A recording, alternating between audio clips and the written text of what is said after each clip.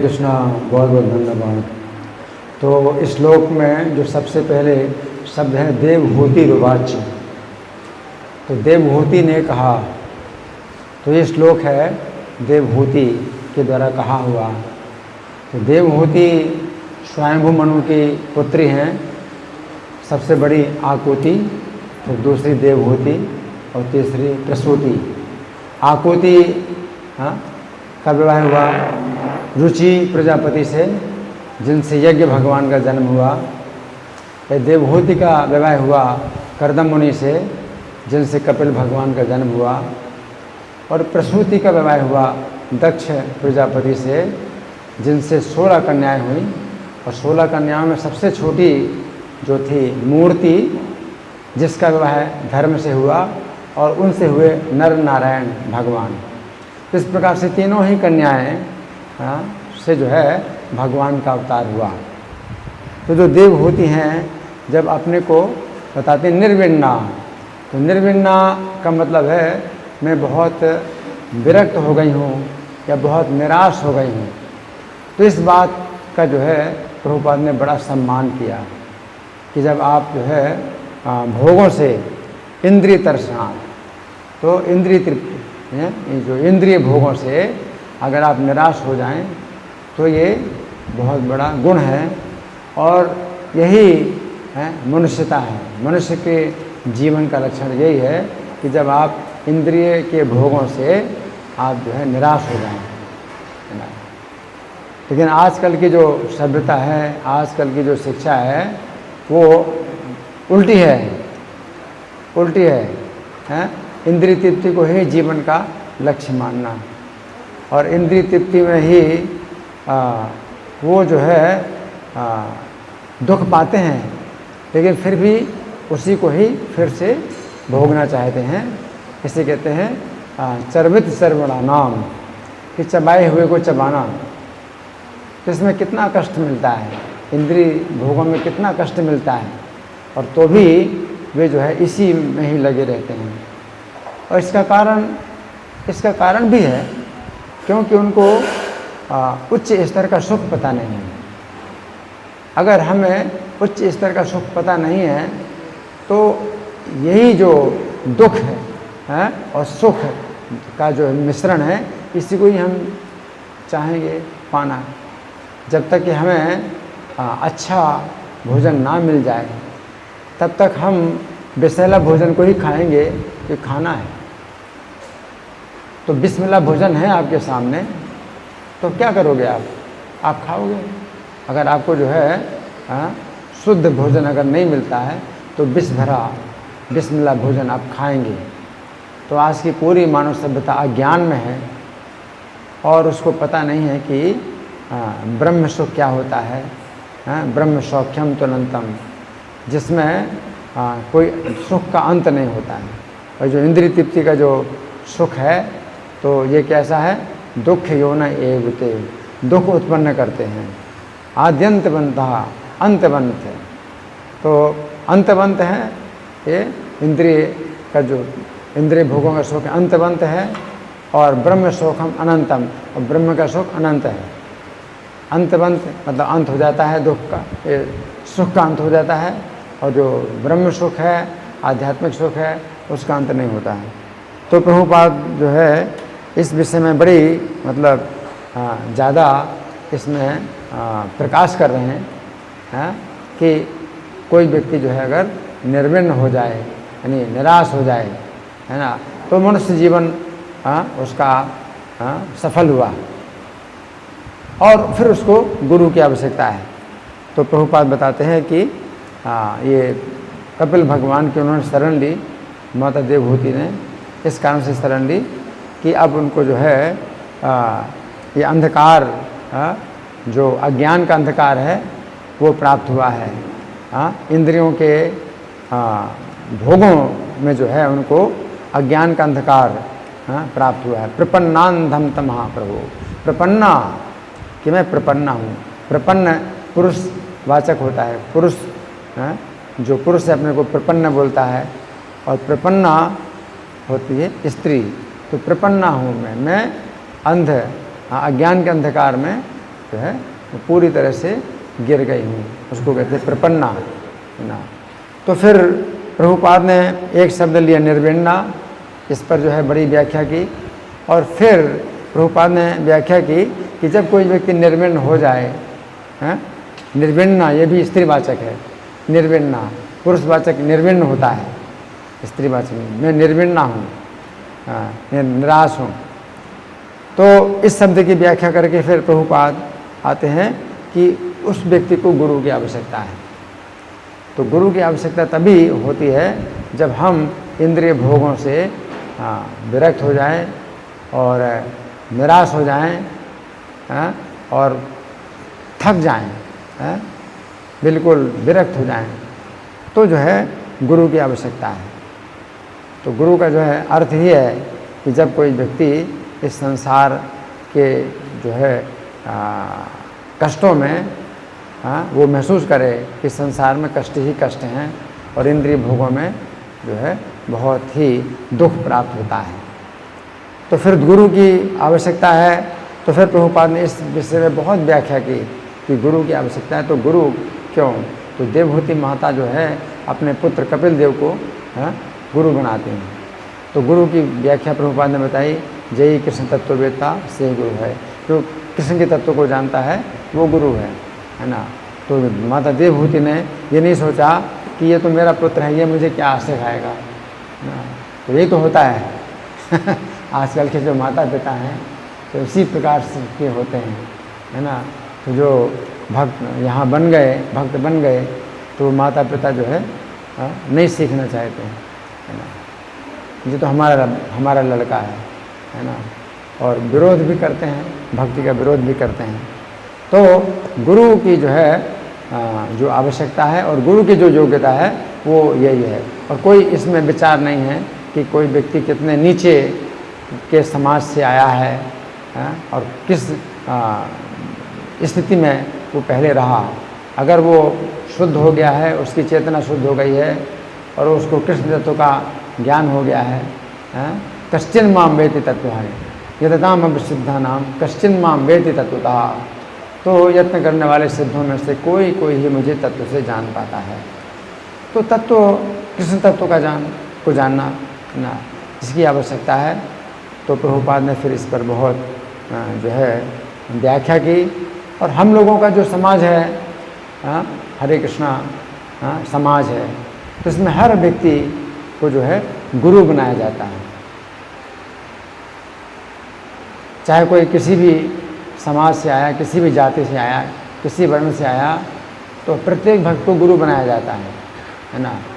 और प्रत्येक भक्त को ये प्रशिक्षित किया जाता है कि कैसे उपदेश करना है। तो कोई भी भक्त जो है यहाँ बैठाया जाता है व्यास आसन पर, तो व्यास का आसन है गुरु, व्यास का मतलब गुरु। अब गुरु के आसन पर बैठो और आप बोलो। तो अगर आप नहीं भी तत्व को जानते हैं तो भी आप दोहराते हैं तो भी सुरक्षा है, नहीं तो फिर कैसे मतलब बैठेंगे। प्रभुपाद, तो प्रभुपाद ने अपने को भी दावा नहीं किया कि वे तत्व जानते हैं। उन्होंने कहा मैं संदेश दे रहा हूँ, पोस्टमैन की तरह दे रहा हूँ। तो प्रभुपाद भी जो है विनम्रता के कारण अपने को ऊंचा नहीं मानते हैं, ऊंचा मतलब शुद्ध भक्त नहीं मानते प्रभुपाद। और प्रभुपाद कहते हैं कि मैं भी दोहरा रहा हूँ, मैं तो नीच हूँ, तो मैं संदेश दे रहा हूँ, संदेश ऊंचा है तो मैं दोहरा रहा हूँ। तो प्रभुपाद ने चूँकि अधिकार दिया कि कोई भी भक्त जो है दोहराए तो व्यास आसन पर बैठे। तो व्यास आसन पर बैठना और गुरु बनना इस दृष्टि से बड़ा सरल है कि आप जो है दोहराते हैं। तो हमारे लिए बड़ी सुविधा है कि श्लोक हम बोलते हैं तो वो तो शुद्ध श्लोक है, उसमें हमें कोई डरना ही नहीं है। कि श्लोक जो है सुखदेव गोस्वामी के द्वारा कहा गया है, तो वो श्रीमद् भागवत का श्लोक है, भगवद गीता का श्लोक है, तो शुद्ध है। तो आप बोल रहे हैं तो अपना कुछ है ही नहीं, आप दोहरा रहे हैं। इस श्लोक के बाद जो है शब्दार्थ आप दोहरा रहे हैं, उसमें भी अपना कुछ नहीं है, आप शब्दार्थ भी दोहरा रहे हैं, शब्दार्थ में अनुवाद दोहरा रहे हैं, उसमें भी अपना कुछ नहीं है। फिर तात्पर्य दोहरा रहे हैं, वो प्रभुपाद का तात्पर्य, उसमें भी अपना कुछ नहीं है। तो व्यास आसन पर बैठ करके आप जब इतना सब कर रहे हैं तो उसमें कुछ दिक्कत ही नहीं है। आप व्यास आसन पर बैठने लायक हैं क्योंकि आप दोहरा रहे हैं। फिर उसके बाद जो है आप जब अनुभव बतलाते हैं अपना, उसी दिशा में अपना अनुभव बताते हैं, है ना। तो भी आपने भक्तों से सुना तो प्रभुपाद कहते हैं कि जो सुनता है वो जो है बोलता है। तो आपने जो है सुना भक्तों से, फिर उसी के आधार पर आपने कुछ अनुभव अपने बतलाए, है ना। इस प्रकार से गुरु बनना बड़ा आसान है। आप अगर शुद्ध भक्त नहीं भी हैं लेकिन आप दोहराते हैं तो दोहराने से ही आप शुद्ध होते हैं। और भगवान गीता में कहते हैं या इदम परमम गुह्यम मद भक्तेषु विधास्यति। तो जो भक्त नहीं भी है और मेरे भक्तों को ये बताता है परम उपदेश। तो अगर मैं भक्त नहीं हूँ लेकिन गीता का उपदेश जो है दोहरा रहा हूँ भक्तों के सामने, और भक्त लोग जो है सुनते हैं और वो जो है आदर करते हैं, तो क्या होगा, मैं भी भक्त बन जाऊँ। भक्ति मई पराम को, तो पराभक्ति प्राप्त हो जाएगी उसको। जो भक्त नहीं है उसको पराभक्ति प्राप्त हो जाएगी इतनी सरल विधि के द्वारा। अरे वो कि कोई भी जो है भक्त जो है, जो निम्न स्तर का भक्त है, वो व्यासन पर बैठ करके और भक्तों को जो है सुनाता है और वो दोहरा रहा है। तो मत भक्तेषु विधास्यति, मेरे भक्तों को दोहराता है। तो भक्तों के समाज में अगर आप जो है बोल रहे हैं और आप भक्त नहीं है और आप गीता का संदेश दे रहे हैं, भागवत का संदेश दे रहे हैं, दोहरा रहे हैं, तो भक्ति मई प्रणाम कृत्वा मां में सती असंशया, तो पराभक्ति प्राप्त होगी और निस्संदेह मुझे प्राप्त होगा, मेरे धाम में आएगा, निश्चित रूप से मेरे धाम में आएगा। तो अगर आप भक्तों के समाज में रहते हैं तो प्रभुपाद ने हमें बड़ी सुरक्षा दे दी है, बहुत सुरक्षा दे दी है। अब इस समाज में कोई नहीं मतलब विचार करता है कि ये जो है चबार जाति का है, ये भक्त जो है मेहतर है, ये जो है कहाँ से आया, कोई विचार ही नहीं किया जाता। सबका जो है मतलब आध्यात्मिक नाम दिया गया है और कोई विचार नहीं किया। कोई मछुआरे के परिवार से आया, कोई कसाई के परिवार से आया, कोई किस समाज से आया, यहाँ कोई विचार नहीं किया जाता है। तो मतलब इतना प्रभुपाद ने ये जो समाज बनाया है, इतना शुद्ध समाज बनाया है कि विचार है ही नहीं किसी के बारे में कि भाई ये जो है ब्राह्मण परिवार का है या ये शूद्र परिवार का है, ये भंगी परिवार का है, ये कहाँ से आए। तो कितनी मतलब ये सुरक्षा है हमारे समाज में, कोई भी विचार नहीं किया जाता है। और ऐसी संस्था कहीं नहीं है, ऐसी संस्था कहीं नहीं है। हर व्यक्ति को जो है गुरु बनना है। जैसे रामानंद राय के लिए चैतन्य महाप्रभु ने कहा कि ये विचार मत करो, और उनको गुरु बनाया, चैतन्य महाप्रभु उनको अपना गुरु बनाया। इस प्रकार से जो है हम सब जो है एक दूसरे के गुरु हैं। और अगर गुरु हैं तो फिर जो है हमें बहुत सावधानी से व्यवहार करना है, सावधानी से व्यवहार करना है। अपराध कर दें तो गुरु का अपराध है, गुरु का अपराध है ना। लेकिन कुछ लोगों की भावना इस तरीके की, नहीं गुरु महाराज एक ही हैं, वही उन्हीं से पूछना, उन्हीं से बात करना, उन्हीं से, और किसी को जो है नहीं समझना। सब वो अलग है, दीक्षा गुरु है ना, तो उनका महत्व अलग है, दीक्षा गुरु परंपरा से जो है। लेकिन हम लोग भी जो है परंपरा में अगर बातें दोहरा रहे हैं तो हम लोग भी एक दूसरे के गुरु हैं, चाहे उसको शिक्षा गुरु कहें हैं या शास्त्र गुरु कहें, तो शास्त्र गुरु भी कह सकते हैं। हम शास्त्र के बाद दोहरा रहे हैं तो शास्त्र गुरु भी एक शब्द होता है। तो किसी का महत्व घटता नहीं है ना। जो अपने सीनियर हैं उनका महत्व अपना अलग है, लेकिन तो भी अपने से जो जूनियर हैं उनसे भी हमें कुछ नया प्रकाश मिलता है। जब वो प्रवचन देते हैं वो भी दोहराते हैं और वो भी नियमों का पालन कर रहे हैं, तो उनके मुख से भी जो है कुछ नया निकलता है और उनके मुख से भी जो है कुछ पवित्र शब्द निकलते हैं और वो हमारे वह चेतना को पवित्र करते हैं। इसलिए जो इस श्लोक में जो प्रभुपाद ने व्याख्या की है तो वो सिद्धांत जो है मतलब बहुत महत्वपूर्ण है और इस सिद्धांत पर हमें चलाया भी जा रहा है। तो हम बहुत भाग्यशाली हैं, हम लोग बहुत भाग्यशाली हैं, है ना। कोई भी भक्त जो है मतलब क्लास दे तो हम कहें नहीं नहीं ये बेकार है, तो आज के श्लोक के अनुसार, आज की शिक्षा के अनुसार गलत है।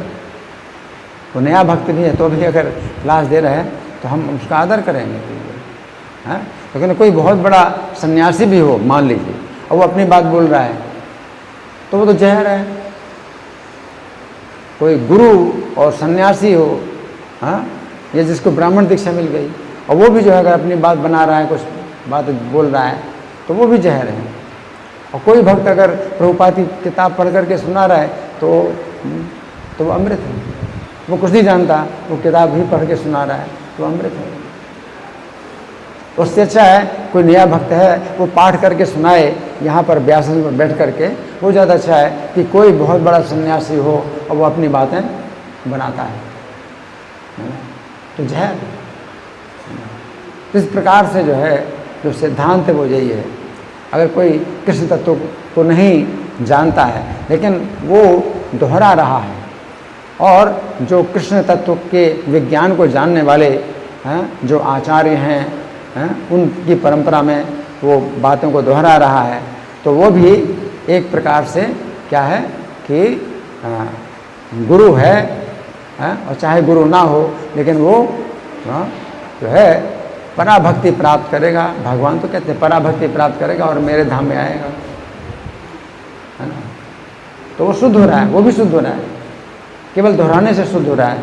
भक्तों को जो है वो सुनाता है तो उसका भी शुद्धिकरण हो रहा है, हमारा भी शुद्धिकरण हो रहा है। तो कोई कोई भक्त जो है इसी प्रकार से बोलते नहीं व्यास आसन पर बैठ करके कि अपने शुद्धिकरण के लिए मैं बोल रहा हूँ।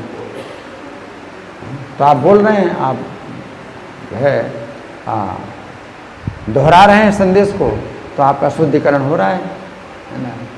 तो इस प्रकार से हर भक्त को तैयार होना चाहिए। अगर उनको कहा जाए कि बैठो व्यास आसन पर, है ना, और बताओ तो हाँ, तो उसका भी शुद्धिकरण होता है।